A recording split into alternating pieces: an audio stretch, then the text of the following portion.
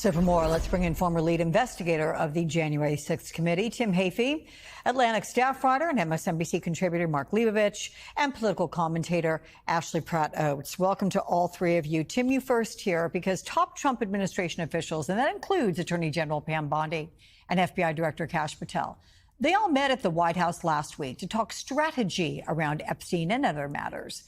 Have we ever seen such close coordination between these two historically independent departments with the White House, let alone when it comes to a matter involving the president?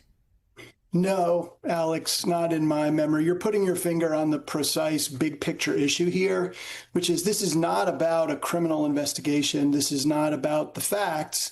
This is political, right? Nothing that's happening here is normal. The interview post-conviction of a convicted sex offender by the Deputy Attorney General of the United States, evaluating whether or not she should be given some benefit for testimony, and the release of confidential investigative files, none of that corresponds to how things typically work in the Department of Justice in the criminal justice system. That just reveals that this isn't about the facts. This is about some political narrative that the administration and some of its supporters have been wrangling over for months. And there are real innocent people here at stake. There are victims. There are people whose privacy and could be re-traumatized or could be maligned because of their presence in these files. So, Ashley, Vice President Vance denied reports about this meeting, saying it would happen at his home. NBC News reported that it actually took place at the White House. And here's what Vice President Vance said about it. We did meet at the White House yesterday. We actually didn't talk about the Epstein issue at all. That was never meant to be the subject of the meeting. He wants us to be fully transparent, and he wants the credible information out there. So we're working to compile the thousands and thousands of documents that are out there. Look, only those in attendance are really going to know what was talked about. But does this help with public perception around the case? I don't think so. I mean, he's out there trying to do the dirty work of the administration and taking the hits because the administration has pledged all along radical transparency, and nothing about this is radical. Well, I will say it is radical, but it is not transparent. And I think the real issue here, right, is the American people deserve answers. And when you have the Attorney General out there saying that these papers have been on her desk, and that was back in February, why are they being withheld from the public? And these strategy sessions are all about one thing: protecting Donald Trump and his political power. It is not about justice for the victims, which is exactly what the DOJ should be focusing on instead. So, Mark, it's actually been a while since we've heard from Pam Bondi or Kash Patel, despite the heat that they have taken from the MAGA base. And The Independent points out Bondi was a Fox News regular, but hasn't been on the network since June. And she's reportedly been dealing with a personal health issue. But is keeping her out of the limelight and closing ranks a strategy to avoid answering questions on Epstein? Probably because the first question she will inevitably get if she ever comes before some kind of objective panel or press or something like that will be, well, what about these files that you have on your desk? I mean, that's really the first question that she should get because, you know, she said it. It was presumed to be true. She's the Attorney General of the United States. And I mean, what about it? I think that's probably a big part of the reason. I mean, I don't know what else is at stake here or what else is in play here. But I think the larger issue here is that the Attorney General, the FBI Director, the Deputy Attorney General are not typically involved in damage control or strategy hearings or strategy sessions, whether it's at the White House or the Vice President's house or what have you. Now, if Vance says what he said is true, which is that Epstein's name didn't come up at all in these things, I mean, okay, that's maybe somewhat innocent, but it doesn't mean that there's not strategy or damage control or PR interest being discussed. So, look, this is just one of those things that we now take for granted just because so many lines have been crossed here. So, Tim, the DOJ moved to have the grand jury exhibits from the Epstein and Maxwell cases released since they were unsuccessful getting the transcripts. Will they get a better result here? And what could those show more than the transcripts would?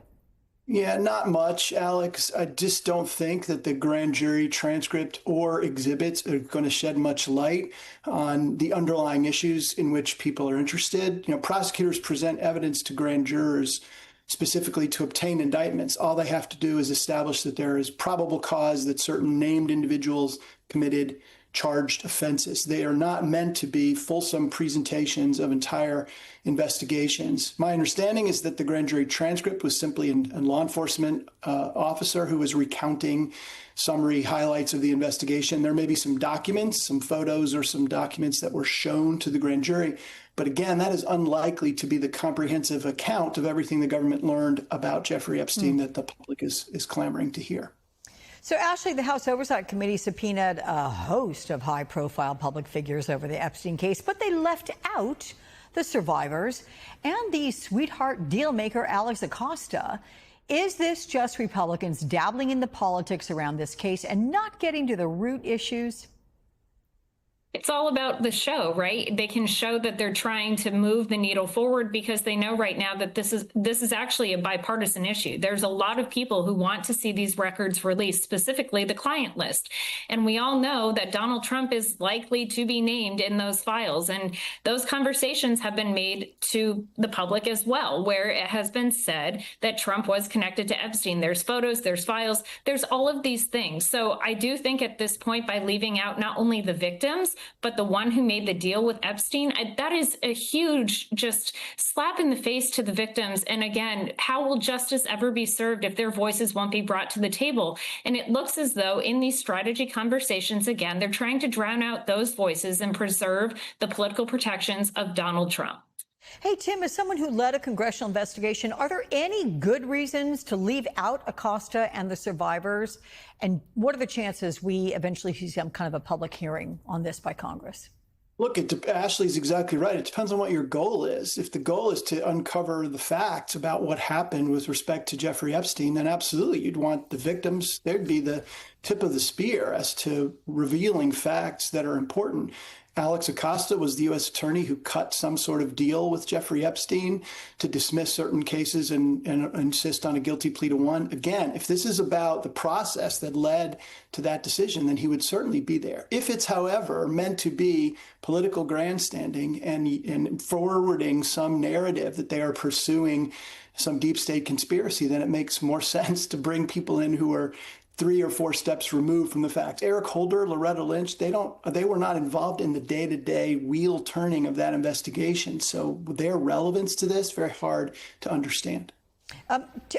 Mark, I want to ask you about ABC News, which reports that Ghislaine Maxwell said in her discussions with Todd Blanche that President Trump didn't do anything of concern in her presence. Now, NBC News cannot verify this claim, but will the MAGA base buy it?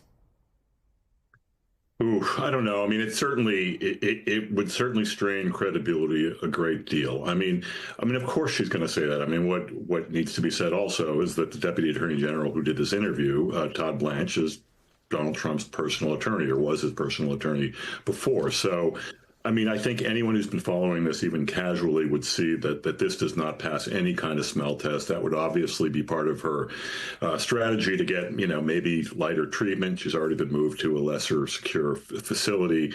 So, look, it's hard to trust this.